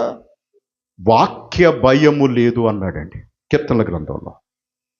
119 కీర్తనలు అంటాడు, వాళ్ళ దగ్గర ఏమి లేదు, వాక్య భయము వాళ్ళ దగ్గర లేదన్నాడు. కనుక మందిరానికి వస్తారు కానీ పైనే వాక్యమంతా పైనే ఉండిపోతుంది. అంతరంగాలలో వాక్యం ఏం పనిచేయట్లేదు. నేను బాధపడేది అదే. దేవునికి స్తోత్రం కలుగునుగాక. హల్లెలూయా. లేకపోతే దేవుని బిడ్డలారా, మనం అందరూ ఎలాగుంటాం? ఓ చోట వాక్యం చెప్పినాక రమ్మన్నారు. క్రిస్మస్కి వెళ్ళాను. అయ్యగారు కూలింగ్ కేక్ ఇంట్లో ఉంది, కరిగిపోద్ది, అరగంట వాక్యం చెప్పండి అన్నారు. ఇంట్లో ఏముందంట? కూలింగ్ కేక్ ఉంది, కరిగిపోద్ది, మీరు అరగంట వాక్యం చెప్పండి అన్నారు. ఇప్పుడు కూలింగ్ కేక్ కరిగిపోక మునిపే నేనేం చెప్పాలమ్మా? వాక్యం చెప్పాలి. వాక్యం అంటే ఎవరు? ఆది యందు వాక్యం ఉండెను, వాక్యము దేవుడై ఉండెను, ఈ వాక్యమే దేవుని యొద్ద ఉండెను, ఆ వాక్యమే సమస్తమును కలుగు చేసెను, ఆ వాక్యమే శరీరధారికి లోకానికి వచ్చెను కదా. వాక్యానికి ప్రజల జీవితాల్లో ఏమాత్రము గౌరవం కనబట్టలేదట. అందుకే ఒక చోట 11 గంటలకు వాక్యం ఇచ్చే,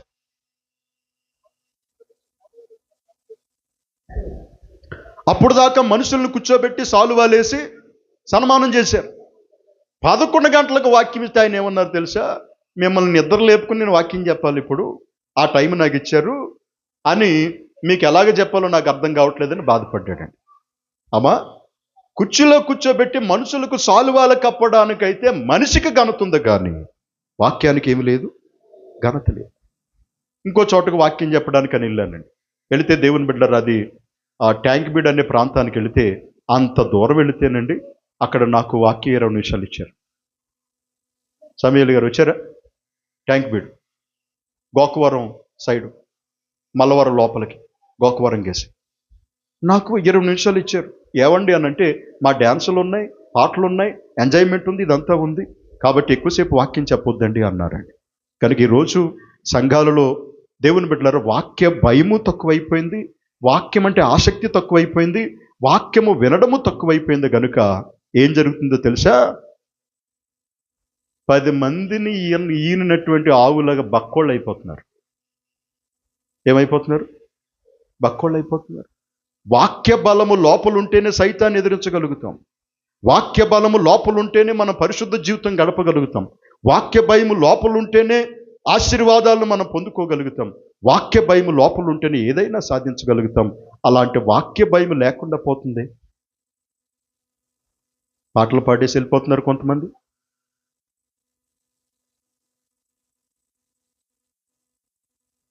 ఏం పాడేసి వెళ్ళిపోతున్నారు? మేము పని లేక కూర్చున్నాం. మరి ఇక్కడ నాతో సహా మీరు అందరూ ఎలా కూర్చున్నారు? పని లేక కూర్చున్నారా? మందిరాలు పని లేక కట్టుకున్నారా? ఏ భయము లేదండి. ఆలోచించండి దేవుని బిడ్డలారా, వాక్య భయము మనకు ఉంటేనండి ఆయనను హత్తుకుని వాక్యం వింటారంటే అండి. చెప్పండి కూడా దేవునికి స్తోత్రం చెల్లించడం. అందరూ కలిసి గట్టిగా దగ్గరగా చెప్తాము హల్లెలూయా, హల్లెలూయా.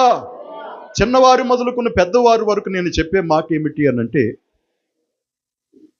తల్లిదండ్రుల వల్ల సాధ్యమైనంత మేరకు 100% పిల్లలకి ఏ బాధ కలగదు. నేను నా పిల్లల్ని ఏడిపించను. వాళ్ళు బాగోలని కోరుకుంటాను కానీ పాడైపోవాలని కోరుకుంటానా? ఒక అవకాశం ఉంది, నా పిల్లల్ని నన్ను ఏడిపించవచ్చు.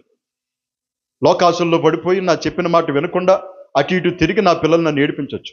అందుకని పిల్లలకి నేను చెప్పేది ఏంటంటే, మీరు చిన్నప్పటి నుంచి ఈ వయసులో నుంచి జాగ్రత్తగా బైబిల్ చదవగలిగితే మీ ఇల్లు పరలోకంలాగా మార్చిపడిపోతుంది. దేవునికి స్తోత్రం కలుగునుగాక. హల్లెలూయా, హల్లెలూయా. అందుకని చదవండి. వాక్యం ఏమని చెప్తుంది? జన సమూహాలు ఆయనను హత్తుకొని వాక్యం విన్నారని రాసింది. ఈ మాట కూడా చదవండి దేవుని బిడ్డలారా. లూకా సువార్త 8వ అధ్యాయం 15వ మాట.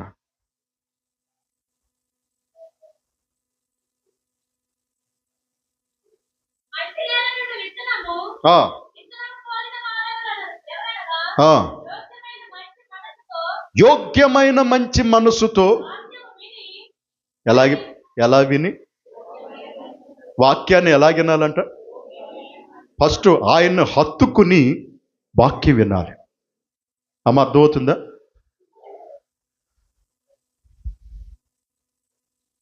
దేవుడు దర్శనం అవ్వాలంటే ముందే ఎవరి దర్శనం అవ్వాలి? చెప్పండి అమ్మా బాబు ప్రసాద్. ఇప్పుడు దేవుని దర్శనం అవ్వాలంటే ముందు ఎవరిని దర్శించుకోవాలి? పూజారిని దర్శించుకోవాలి. తెలీదా? మీకు తెలీదా? మీ అందరి దగ్గర చిటికినీళ్ళు లాంటి నేను మహా తెలివితేటలు ఉన్నవాళ్ళు ఇక్కడ ఉన్నారు. ఆ సంగతి నాకు తెలుసు. దేవునికి స్తోత్రం కలుగును గాక. మీరందరూ ఇలాగన్నమాట. నిజం చెప్తున్నాను, హృదయపూర్వకంగా మాట చెప్తున్నాను. మీరు నమ్మినా నమ్మకపోయినా, నాకు డిపాజిట్లు లేకపోయినా సరే నేను చెప్తాను, మీకు అందరికంటే బాగా బాగా బాగా బాగా తెలివి తక్కువ నేను వాస్తవం చెప్తున్నాను అన్నమాట. మీరు చాలా తెలివైనోడు. అయితే శ్రద్ధగా వినండి ఈ మాట, గుర్తుపెట్టుకోండి దేవుని బిడ్డలారా. వాక్యాన్ని వాళ్ళు హత్తుకుని విన్నారని రాస్తుంది కదా. ఎవరిని హత్తుకున్నారు అని అంటే యేసయ్యను హత్తుకున్నారండి. మరి ఈరోజు యేసయ్య లేడు కదా. ఆయన తన సేవకుని నిలబెట్టుకున్నాడు కనుక సేవకుడిని ఎప్పుడూ హత్తుకుని ఉండాలి. దాని అర్థం ఏంటో తెలుసా? వెన్నంటి ఉండి వాక్యాన్ని నేర్చుకునే ప్రయత్నం చేస్తూ ఉండాలి. ఫాలోయింగ్ అంటారు దాన్ని. యశరక్తమే. దేవునికి స్తోత్రం కలుగునుగాక. హల్లెలూయా. బండి మీద వెళ్ళేటప్పుడు దేవసాయంతో అన్నాను సహాయం, నా ఆతురత పాడుగాను లోకాసు వార్త 1:10 చదివేశాను సహాయం అన్న. ఎంత? లోకాసు వార్త ఎంతలో?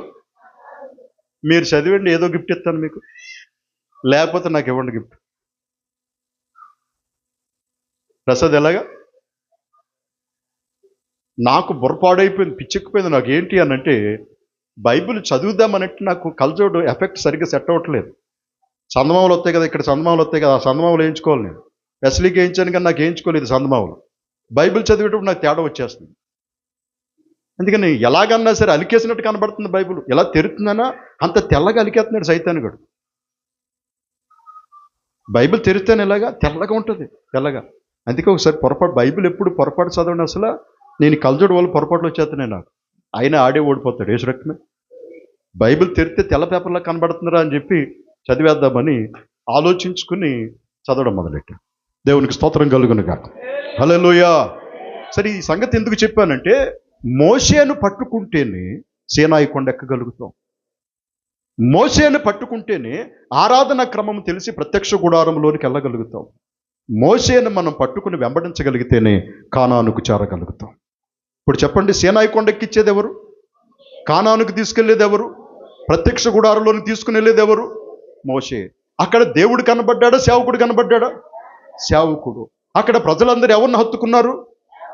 మరి ఇక్కడ యేసుక్రీస్తు కాలంలో ఎవరిని హత్తుకున్నారు? మరి ఈ రోజుల్లో ఎవరిని హత్తుకోవాలి అని అంటే సేవకుడిని హత్తుకోవాలండి. అనగా ఫాలో అవ్వాలి. ఏమవ్వాలి చెప్పండి? ఫాలో అవ్వాలి. దేవునికి స్తోత్రం చెల్లించడం అందరూ కలిసి గట్టిగా. కనుక రెండో సంగతి ఏంటంటే వాక్యం ఎలా వినాలి అని అంటే యోగ్యమైన మంచి మనసుతో వినాలి. బయటోళ్ళైనా లోపలోళ్ళైనా యేసయ్య వాక్యం చెప్తా ఉంటే ఏం చేశారో తెలుసా? తప్పులు పట్టుకోవడానికి వచ్చారంట. యేసయ్య మాటలు ఏదైనా తప్పు దొరికితే తీసుకెళ్లి సిలువేసేద్దామని చెప్పి గూఢచారులు పంపించారంట. మంచి మనసుతో వాళ్ళు విన్నారు వాక్యం? వెళ్ళలేదు ప్రియులారా. కానీ నేను చెప్పే మాట ఏమిటి అని అంటే మీకు ఏదైనా డౌట్ ఉంటే నన్ను అడగండి. దేవుడు నాకు తెలుసు, బైబిల్ పెద్దగా తెలియదు, అయినా తెలిసినంత మేరకు మీకు సమాధానం చక్కగా చెప్తానని అనుకుంటాను నేను. అయితే ప్రియులారా, ఎప్పుడూ మీరు వాక్యం ఎలా వినాలని మనకు చెప్తుందంటే వాక్యము మంచి మనసుతో వాక్యం వినాలంటే ఎలా వినాలంటమ్మా? ఫస్ట్ ఎలాగా? ఆయన హత్తుకుని వినండి వాక్యం. రెండోది ఎలాగ వినాలి? యోగ్యమైన మంచి మనసుతో. కొబ్బరికాయ ఎట్టుకెళ్ళి బీచ్లో పాతేసాను అనుకోండి, మొలుస్తుందా? మొలదు. అదే మన చర్చి దగ్గర వేసాను అనుకోండి, కొంచెం గట్టిగా చెప్పండి. కాశ్మీర్ వెళ్ళి కుంకుమ పువ్వు తెచ్చి ఇక్కడ వేసాను అనుకోండి, మొలుస్తుందా? ఇక్కడ కొబ్బరికాయ ఎట్టుకెళ్ళి కాశ్మీర్లో వేసాను అనుకోండి, మొలుస్తుందా? మొలవదు. అంటే విత్తనము ఎక్కడ పడాలో అక్కడ పడాలి. దేవునికి స్తోత్రం కలుగును గాక. అటు ఫుల్లుగా తాగేసి వచ్చేసి 10 రూపాయలు బాబా అన్నాడు అనుకో, తాగా అని చెప్పి 100 రూపాయలు వేసాను అనుకో, వేసే ఏమంటాడు? ఎక్కడ వేసారో విత్తనం పట్టుకెళ్ళి అంటాడు కదా. నా మాట అర్థమైందా? ఇక్కడ వాక్యం ఏమంటుందంటే దేవుని వాక్యము మంచి మనసు అనే దాంట్లో పడాలంటండి. దేవునికి స్తోత్రం కలుగును గాక. మంచి మనసుతో వాక్యం వినడం అంటే, యోగ్యమైన మనసుతో వాక్యం వినడం అంటే దాని అర్థం ఏంటో తెలుసా? నీ మనసు మంచి నేలలాగుంటే ఈ మంచి విత్తనం అనే మంచి మాట అనే వాక్యం వెళ్ళి నీ మనసులో పడితే అప్పుడు ఫలిస్తుంది అంటే. కనుక హత్తుకుని వాక్యం వినేవాళ్ళు ఉండాలి, మంచి మనసుతో వాక్యం వినేవాళ్ళు ఉండాలి. ఇంకొక మాట కూడా చదవండి త్వరగా దేవుని బిడ్డలారా. అది కూడా లూకాసు వార్త 10వ అధ్యాయము 39వ మాట. 10:39 త్వరగా.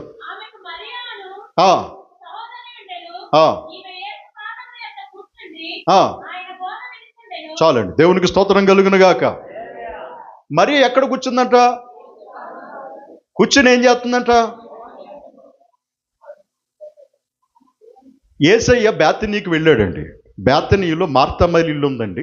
ఈ మార్తా మరియ ఇంటికి యేసయ్య భోజనానికి వెళ్ళడానికి. నిజానికి యేసు రక్తమే మనకు తెలుసు. యేసయ్య కంటే పెద్ద అతిథి ఎవడన్నా ఉంటాడండి? ఇక్కడ వచ్చింది వాయిస్. మిగతా వాళ్ళ బసవయ్య. ఒక మాట చెప్పండి అమ్మా, నేనేమన్నాను? యేసయ్య కంటే పెద్ద అతిథి ఎవరైనా ఉంటారంటే ఆలోచించుకుంటారా? కొంచెం గట్టిగా చెప్పండి. నాకంటే పెద్ద అతిథి ఎవడన్నా ఉన్నాడు అని అంటే ఊరుకోయా చెప్పావుగా, నీకంటే పెద్ద పెద్దలు బోల్డ్ మంది ఉన్నారా? యేసు రక్తమే. హల్లెలూయా. లేరా? మీకంటే పెద్ద బోల్డ్ మంది ఉన్నారు అతిథులు. యేసయ్య కంటే పెద్ద అతిథి ఎవడు లేడు. ఆయన భూలోకపు అతిథా పరలోకపు అతిథా? అమెరికా నుంచి అతిథి వస్తేనే కంగారు పడిపోయి కాలు తొక్కుని వాళ్ళ మీద వీళ్ళ మీద అడిపోతాం. కూర కంచం లేకుండా చెయ్యి మీద వేసేసి చేయగలి చేస్తాం. ఏదో జరుగుతుంది మొత్తం మీద. కానీ అందరికంటే పెద్ద అతిథి, అంతకు మించిన అతిథి లేడు. అలాంటి మహనీయుడు బేతనీలో ఎవరింటికి వెళ్తున్నాడు? మరి ఇంటికి వెళ్తా ఉంటే ఎంత కంగారు వచ్చేద్దండి. ఎవరికి? మార్తా మరియకి ఎంత కంగారు వచ్చేద్దండి. కంగారు రాదేమో సృజనక్కకి సొలోమక్కకేనే. ఎంత ప్రశాంతంగా ఇట్టారు ఆ ఊళ్ళగా మొక్కలు.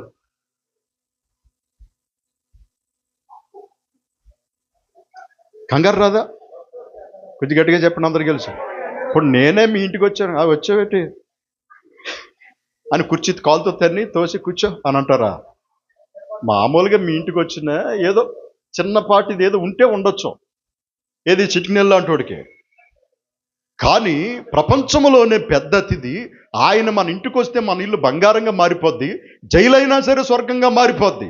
అలాంటి మహనీయుడైనటువంటి గొప్ప దేవుడు బేతనీకి వెళ్ళి మార్తా మరియ ఇంట్లోకి వస్తేనండి, మార్తకి ఏమొచ్చేసింది తెలుసా?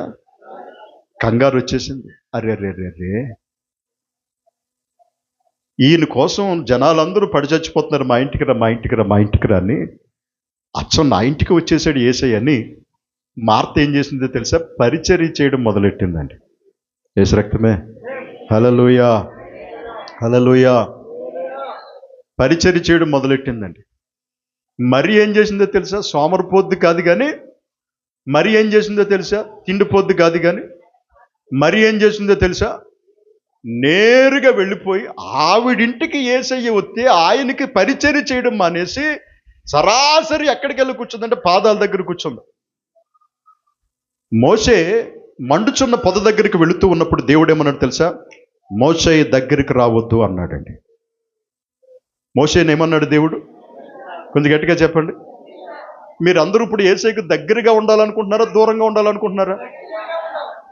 మరి ఏదన్నా మీటింగ్ జరిగితే ఎదరు కుర్చీలన్నీ ఖాళీగా ఉండి మీరేటి వెనక్కి వెళ్ళిపోతారు? మన వెసలాల ఇంటి దగ్గర ఎదరు కుర్చీలన్నీ ఖాళీ.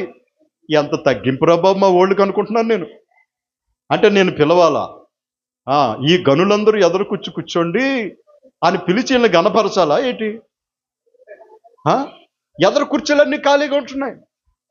ఎక్కడన్నా సరే ఏం జరుగుతుంది అంటే ముందు వచ్చిన వాళ్ళు ముందు కూర్చోకుండా ముందు వచ్చిన వాళ్ళు బాగా వెనకతలు కూర్చొని నువ్వు వెళ్ళి ఎదరికి ఏంటది నువ్వు వెళ్ళి ఎదరికి అని తోస్తా ఉన్నారు. కానీ మరి అలాంటిది కాదు. దేవునికి స్తోత్రం కలుగును గాక. మరి అలాంటిది అని అంటే ముందర ప్లేస్ కావాలి మరియమ్మకి. యేసు రక్తమే. సరాసరి ఏ ప్లేస్ కావాలి వాక్యం వినడానికి? మాట్లాడలేదు. అన్నీ నాతో చెప్పి నన్ను లోపల ఏం చేద్దామని చూస్తున్నారు మీరు. చెప్పాలి కొంచెం గట్టిగా. మరికి ఏ ప్లేస్ కావాలి? నేను చదువు నాన్న, మళ్ళా చదువు, గట్టిగా చదువు, అందరికి వినబడాల. ఆ, ఆ, అది విషయం. వాక్యము ఎలాగ వినాలి అంటే ఆయన హత్తుకుని వినాలండి. వాక్యము ఎలాగ వినాలి అంటే మంచి మనసుతో వినమని అన్నాడు. వాక్యము ఎలాగ వినాలి అంటే ఆయన పాదముల దగ్గర కూర్చొని ఆయన తేరు చూస్తూ వినాలని ఉందండి. కాళ్ళ దగ్గర కూర్చొని ఏం చేయాలంట చూపిస్తున్నాను చూడండి. ఆ మాట దయచేసి లూకాసు వార్తలోకి రండమ్మా. లూకాసు వార్త 4వ అధ్యాయము 20-21 వచనాలు.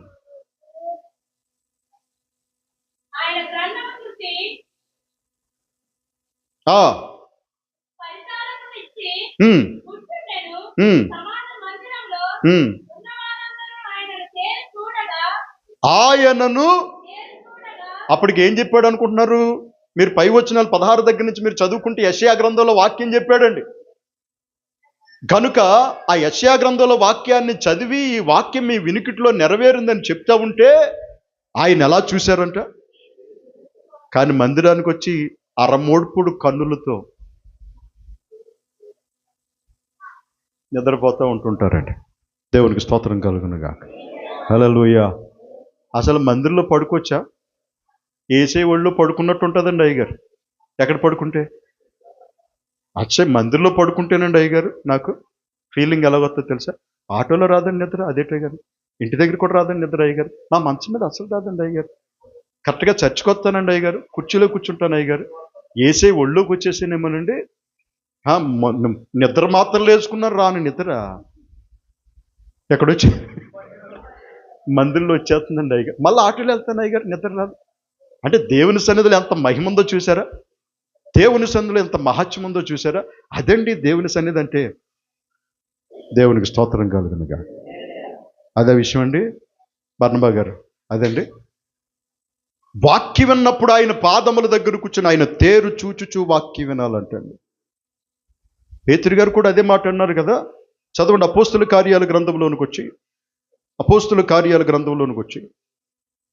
3వ అధ్యాయము 4వ వచనం. పేతురును యోహానును వానిని తేరు చూచి మా తట్టు చూడమని. కనుక మరీ చేస్తున్న పనేమిటి అని అంటే సాక్షాత్తు యేసయ్య పాదముల దగ్గర కూర్చొని ఆయనను తేరు చూస్తూ వాక్యం వింటుందంటండి. వచ్చిందండి కోపము. ఎవరికి? తోటికోళ్ళకి వచ్చింది కదమ్మా. ఎవరికి వచ్చింది కోపం? అత్తగారికి వచ్చిందా? ఎవరికి వచ్చిందమ్మా కోపం? గట్టిగా చెప్పండి అమ్మా. మార్తమ్మ అంటున్నారు కానీ మార్తమ్మ ఎవరో చెప్పట్లేదు. తోటికోళ్ళకి వచ్చిందా కోపం? కోళ్ళకి వచ్చిందా? అత్తగారికి వచ్చిందా కోపం? ఎవరికి వచ్చింది కోపం? బయట ఇంత పని ఎట్టుకుని చచ్చిపోతున్నాం.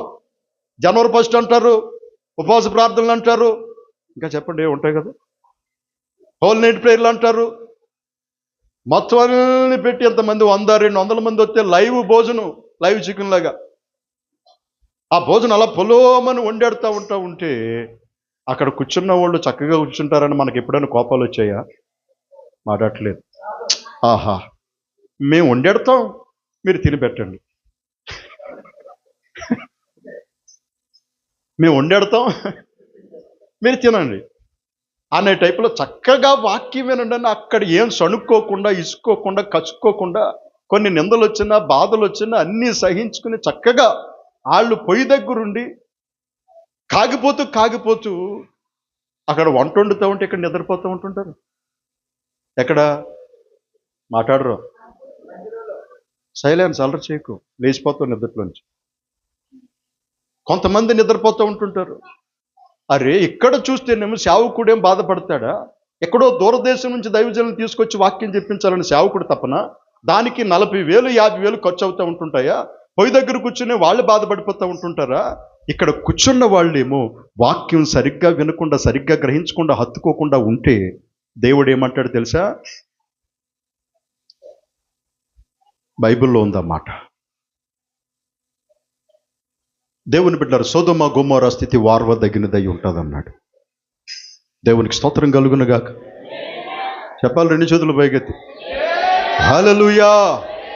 కానీ మరి మార్తకైతే కోపం వచ్చేసిందండి. మార్తకి ఏమొచ్చేసిందిరా? కోపం వచ్చేసిందండి. మార్తకి ఎందుకు కోపం వచ్చింది అని అంటే, వచ్చినోడు మామూలు అతిదా? ఆయనకి చప్పట్లు కొట్టండి ఒకసారి అందరు కలిసి. ఎవరికి చప్పట్లు కొట్టారు మీరు అంతాను? ఆయనకి చప్పట్లు ఎలా కొడితే నాకు ఎలా కొడతారు మీరు? కొడాలి గట్టిగా. హల్లెలూయా, హల్లెలూయా. నీకేమన్నా బుద్ధి ఎడుతుందేమే? వాక్యం పేరు మీద చెప్పి పాదాల దగ్గర కూర్చుని ధ్యానంలోనికి వెళ్ళిపోయినట్టు వాక్యం ఆలకించేస్తున్నావు. వచ్చినోడు మామూలుడా? మామూలుడు వచ్చాడా మన ఇంటికి? అలాంటి వ్యక్తిని ఇంటికి తీసుకుని వస్తే నేను ఆయనకి పరిచర్య చేసి భోజనం పెట్టాలని అనుకుంటే నేరుగా వెళ్ళిపోయిన పాదముల దగ్గర కూర్చుని వాక్యం వింటున్నావే అని మనసులో సెగొచ్చేసింది ఆవిడికి. సెగొచ్చేసింది. కానీ ఒక మాట చెప్తాను, ఆ మాత్రం ఇంగితం మరీకు లేదా? ఆ మాత్రం ఇంగితం మరీకు లేదా? మా అక్క 2 పీకేద్ద ఆరాధన అయిన తర్వాత గోపలు వాసగొట్టేద్దు నన్ను, అసలుకే నేను నెమ్మదస్తురాలని, మెత్తన పీత లాంటి దాన్ని, మా అక్కకి కొంచెం చేయిపోవడం పట్టేలు మన ఒక పీకేద్ద, నా సంగతి ఏమైపోద్ది అనే టెన్షన్ ఉండదా? ఉండదా? అయినా సరే ఏం కోరుకుందో తెలుసా? ముందు ఆయన పాదముల దగ్గర కూర్చుని వాక్యం వినేద్దాం. నా ఏసా 5 రొట్లు 2 చిన్న చేపలు 5,000 మంది పంచిపెట్టినాడు కనుక 2 అప్పాలు అట్టుకెళ్ళి ఆయన చేతిలో పెట్టేసి ఇంటికి వచ్చావు, అతిథిలాగా ఏదో చేద్దాం అనుకున్నాం. నాకు అది కాదు ముఖ్యం, వాక్యమే ముఖ్య బోధకుడా. ఇగో 2 రొట్లు ఉన్న ఎర్రగొట్టేసి అందరికి ఎట్టంటే గొడవ వదిలిపోతుంది. దేవునికి స్తోత్రం కలుగును గాక. మరి ఏం కోరుకుందో తెలుసా? ఆ సందర్భం తర్వాత ఎప్పుడైనా మీకు జ్ఞాపకం చేస్తాను, టైం అయిపోయింది, శ్రద్ధగా వినండి. అయితే గమనించండి, మార్తకి ఒక విషయంలోనే మార్తకు పొరపాటు వచ్చిందండి. ఆ పొరపాటు ఏంటి తెలుసా? మార్త చేసే పని తప్పు చేయట్లేదండి, తప్పు చేయట్లేదు. పరిచర్యలో ప్రార్థన, వాక్యము, ఆరాధన ఒక కొన్నైతే, భోజన కార్యక్రమాలు, అతిథి మర్యాద, వచ్చిన వాళ్ళందరికీ ఆహార పదార్థాలు వండెట్టడము, వాళ్ళు ప్లేట్లు తీయడము, వాళ్ళు కంచాలు తీయడము, వాళ్ళు కడగడం అనేది రెండో కొన్న. ఇవి 2 లేకపోతే పరిచర్య ఎదరికెళ్ళదు కదా. కానీ తప్పెక్కడ దొర్లిందో తెలుసా? మార్త తొందరపడింది అని రాసింది. అది దేవునికి స్తోత్రం కలుగును గాక. హల్లెలూయా. మీ చేతులు లెగాలయ్యా. హల్లెలూయా. మీరు ఎప్పుడన్నా తొందరపడి చూడండి, భలే తొందరపడ్డావు బ్రదర్ అంటారా? అలాగంటారా? మీరు ఎప్పుడన్నా కంగారు పడి చూడండి, బ్రదర్ ఏం కంగారు పడ్డారు బ్రదర్, సూపర్ బ్రదర్ అని అంటారా? మీకు కోపం వచ్చినప్పుడు 2 రోజులు మౌనంగా ఉండిపోండి. 2 రోజులు మౌనంగా ఉండిపోండి. 3వ రోజు మాట్లాడి చూడండి, కోపం అంతా పోయి అందామంటే మాట రాదు. మీకు వస్తుందేమో, మరి నాకు రాదు. చెప్పలు కూడా దేవునికి స్తోత్రం చెల్లించడం అందరూ కలిసి గట్టిగా. హల్లెలూయా. పిసికేద్దాం అన్నది కోపం వచ్చిందనుకో, నీకు సైలెంట్ అయిపో. 2 రోజులు యశరక్తమే అవరేమో. మీరు ఎలా కనబడుతున్నారు నాకు? అవుతారు అవరా యశరక్తమే. హల్లెలూయా. మనం చాలా తెలివైన వాళ్ళమండి, ఓ విషయంలో చాలా తెలివైన వాళ్ళు. యశరక్తమే. మీరు అందరి మీద కోపాలు ఎత్తారండి, దీని మీదే కోపం ఇచ్చారండి మీరు. వాడు సచిన్ గారి ఇంట్లో ఏదో గొడవ వచ్చింది అనుకోండి, వాళ్ళ మిస్సెస్ గారు వండిన అన్నం తింటారా తినరా? వాళ్ళ మిస్సెస్ మీద గొడవ వచ్చింది సచిన్ గారికి అనుకుందాం, అవునా కదా? సచిన్ గారు వాళ్ళ మిస్సెస్ వండెట్టిని తింటారా తినరా? కోపం ఎవరి మీద ఇచ్చారు? అన్నం మీద కోపం ఇచ్చారా? నా గొడవ వచ్చేసరికి యశరక్తమే. హల్లెలూయా. పోనీలే, మా ఇంట్లో మా అమ్మే ఉందనుకుందాం. నన్ను సంకెత్తుకుని సీమిడి తీసి కింద పై తుడిచి ఎన్నో సేవలు చేసిన మా అమ్మ ఉంది. మా అమ్మ నన్ను సిరాగో మాట అంది, నన్ను అంత మాట అంటావా అని కోపం ఇచ్చాను అనుకోండి. మా అమ్మ ఉండిని తినేస్తాను, కానీ నేను ఎవరితో మాట్లాడను? చెప్పండి అమ్మా బాబు, మీ గడ్డాలు పట్టుకుని బతిమాలుతున్నాను చెప్పండి. కోపం ఎవరి మీద? అన్నం మీద కానీ కోపం ఇచ్చాను అనుకో, మధ్యప్రదేశ్ ఎండిపోద్ది. వర్షాలు కుర్రవు, అక్కడ ఎండిపోద్ది మధ్యప్రదేశ్. తెలివైన వాళ్ళు అండి జనాలు, ఎవరి మీదైనా కోపం ఇస్తారు, కానీ కొంచెం గట్టిగా చెప్పండి అమ్మా, ఆ ఒక్క దాని మీద మట్టుకు కోపం ఇచ్చరు. దేవునికి స్తోత్రం కలుగును గాక. భోజనం వండే విషయంలో మార్తది ఏ తప్పు లేదు, కానీ ఒక విషయంలోనే తప్పు, తొందర. ఏ విషయంలో తప్పమ్మా? కొంచెం గట్టిగా చెప్పండి అందరూ కలిసి. తొందర పడకుండా ఉంటే కార్యక్రమాలన్నీ మంచిగా జరుగుతాయి. చెప్పలు కూడా దేవునికి స్తోత్రం చెల్లించారు అందరూ కలిసి గట్టిగా. హల్లెలూయా, హల్లెలూయా, హల్లెలూయా, హల్లెలూయా. తొందర పడ్డామో పెళ్ళిలా ఉండదు, కకావికలం అయిపోద్ది, మాటలు జారిపోతాయి, రకరకాలుగా అయిపోద్దండి. నాకు కోపం వచ్చి వెసలిని చెడమెడ తిట్టేశాడు. కోపం వచ్చి వెసలిని చెడమెడ తిట్టేశాను అనుకోండి. వెసలి మొహం పక్కెళ్ళిపోయింది, బాధలో ఉన్నాడు. 2 రోజులు పోయిన తర్వాత వెసలి దగ్గరికి వెళ్ళాను. వెసలి, సారీ వెసలి అన్నా.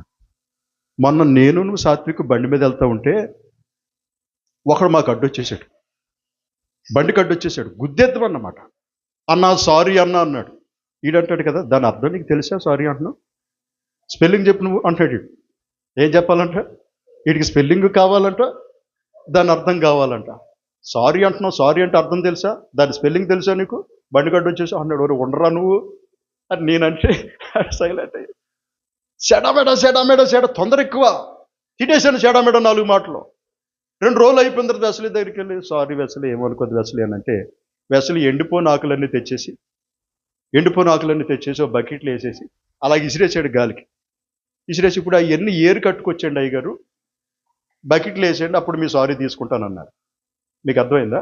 ఇప్పుడు ఆ ఎండిపోయిన ఆకులన్నీ నేను ఏరుకు తేవాలంటే గాలికి వెళ్ళిపోతున్నాయి, ఎక్కడ పడితే అక్కడికి వెళ్ళిపోతున్నాయి. ఏంటి అసలుగా సుడిగాలి ఎక్కడ తీసిపోద్ది సుడిగాలి. ఒక్క మాట, 2 మాటలు, 4 మాటలు, 10 మాటలు నోట్లో నుంచి బయటికి వెళ్ళాయా ఎక్కడికి పోతాయి. మళ్ళా నువ్వు వెనక్కి తీసుకురాలేవు, దాన్ని వెనక్కి తీసుకురాలేవు. ఆ చెత్తంతా ఏరి బకెట్లో ఏమంటే ఎవడ తరం అవుతుంది అది? నిజం బయటికి వెళ్దామని బట్టలు వేసుకునే లోపు అబద్ధం ఊరంతా తిరిగి వచ్చేసిందంట. బయటికి వెళ్దామని బట్టలు వేసుకుంటుందంట ఏది? నిజం. ఈ లోపు అబద్ధం ఏం చేసిందంట? ఊరంతా తిరిగి వచ్చేసిందంట. గనుక తొందర పడకుండా ఉంటే అన్ని మంచిగానే జరుగుతాయి. కొంతమంది తొందర పడిపోయి నా మీద కోపం పడిపోతారు. ఒక్కోసారి దొరికితే పీకు కొరికేద్దామంత కోపం నా పీకు. దేవునికి స్తోత్రం కలుగును గాక. మార్తా నువ్వు తొందరపడుతున్నావు అన్నాడండి. ఏమన్నాడు చెప్పండి? కొంచెం గట్టిగా చెప్పండి అందరు కలిసి. నిదానమే ప్రధానం, ఎందుకు అంత తొందర అన్నాడండి. అని ఏమన్నాడు తెలుసా? మరీ మంచిది ఎత్తుకుంది, నిన్ను ఎక్కడికి రమ్మను, నిన్ను అక్కడికి వెళ్ళమన్ను, ఆవిడని ఇక్కడికి రమ్మను అన్నాడంతే. అర్జెంటుకి వెళ్ళు మార్త దగ్గరికి అన్నాడా?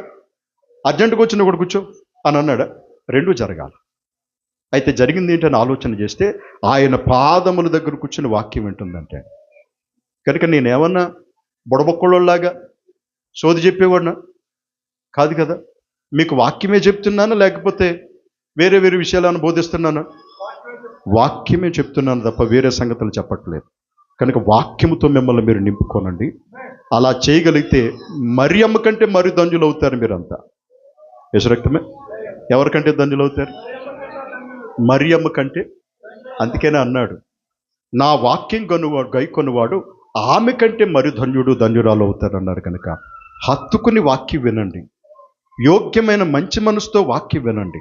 ఆయన పాదముల దగ్గర కూర్చుని ఆయన తేరు చూస్తూ వాక్యము వినండి. ప్రియులారా, చిన్న ప్రార్థన చేసుకుందాం. దయచేసి తలలో ఉంచండి. ఓ చిన్న ప్రార్థన. సమీయులు గారు వచ్చి చిన్న ప్రార్థన చేస్తారు.